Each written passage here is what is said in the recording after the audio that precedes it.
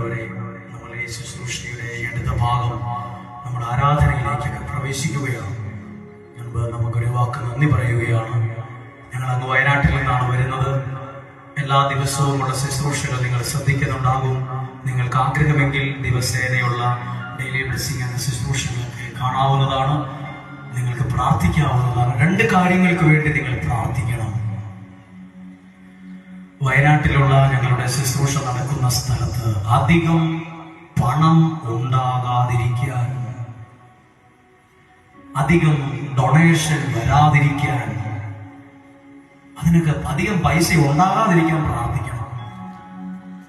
പിന്നെ എന്തിനു പ്രാർത്ഥിക്കണം? അവിടെയുള്ള ആ ദൈവ സാന്നിധ്യത്തിന് 1% പോലും കുറവ് വരാതിരിക്കാൻ എന്നും പ്രാർത്ഥിക്കണം.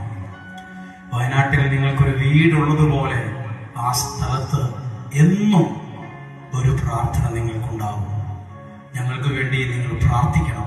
ദൈവം നിങ്ങളെ അനുഗ്രഹിക്കട്ടെ. ഈ സമയത്ത്